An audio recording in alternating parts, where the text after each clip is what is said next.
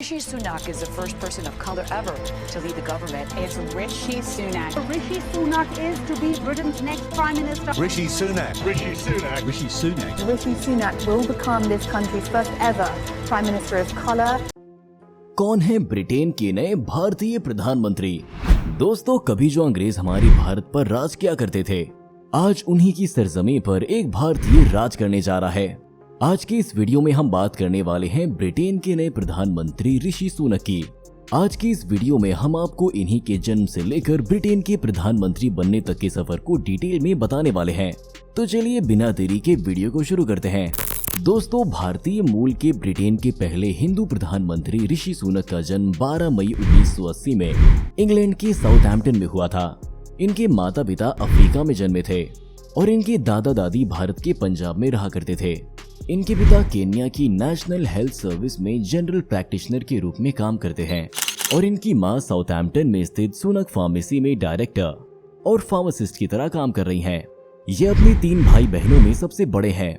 इनके भाई एक साइकोलॉजिस्ट और इनकी बहन यूनाइटेड नेशंस ग्लोबल फंड में चीफ स्ट्रेटजिस्ट के रूप में काम करती हैं। इनके दादा दादी का जन्म ब्रिटिश राज के पंजाब में हुआ था। शादी के बाद इनके दादा दादी अफ्रीका शिफ्ट हो गए थे, जिसके बाद ऋषि के पिता का जन्म अफ्रीका में ही हुआ था। साल 1966 में सुनक फैमिली अफ्रीका से यूके शिफ्ट हो गई थी, जिसके बाद ऋषि सुनक ने लिंकन कॉलेज ऑक्सफोर्ड से फिलॉसफी, इकोनॉमिक्स और पॉलिटिक्स की पढ़ाई की थी। यूनिवर्सिटी में अपनी पढ़ाई के दौरान इन्होंने कंजर्वेटिव कैंपेन हेडक्वार्टर में इंटर्नशिप की थी। 2006 में इन्होंने स्टैनफोर्ड यूनिवर्सिटी से अपनी MBA की पढ़ाई पूरी करके डिग्री ले ली थी। इन्हें पढ़ाई के साथ ही फुटबॉल और क्रिकेट खेलने का भी बहुत शौक था। स्टैनफोर्ड यूनिवर्सिटी में ही पढ़ाई के दौरान इनकी मुलाकात अक्षता मूर्ति से हुई थी। अक्षता मूर्ति इंडियन IT सेक्टर के पितामह कहे जाने वाले नारायण मूर्ति की बेटी हैं। ये इन्फोसिस के फाउंडर और चेयरमैन भी हैं। अक्षता मूर्ति की मां का नाम सुधा मूर्ति है। एक साथ कॉलेज में पढ़ते वक्त ही ऋषि और अक्षता एक दूसरे को पसंद करने लगे थे, जिसके बाद फिर इन दोनों ने अगस्त 2009 में शादी कर ली थी। इनकी शादी बेंगलुरु में हुई थी। अक्षता अपने पिता की एक निवेश फर्म कटमरन वेंचर्स की डायरेक्टर हैं। इसके साथ ही अक्षता अपना खुद का एक फैशन ब्रांड भी चलाती हैं। उनकी गिनती ब्रिटेन की सबसे धनी महिलाओं में की जाती है। इन दोनों की शादी के बाद इनकी 2 बेटियां हुई थी, जिनका नाम इन्होंने अनुष्का और कृष्णा सुनक रखा हुआ है। ऋषि सुनक ने 2001 से 2004 तक एक एनालिस्ट के तौर पर इन्वेस्टमेंट बैंक गोल्डमैन सैक्स में काम किया था। इन्वेस्टमेंट बैंक शेयर मार्केट के लिए काम करने वाले बैंक्स को कहते हैं।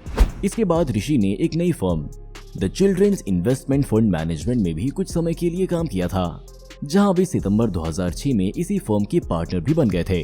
फिर वो नवंबर 2009 में अपने दूसरे पुराने दोस्तों के साथ थिलिम पार्टनर्स नाम की कंपनी में एक प्राइवेट इन्वेस्टमेंट पार्टनरशिप के पार्टनर बन गए थे, जो अक्टूबर 2010 में 700 मिलियन के साथ लॉन्च हुआ था।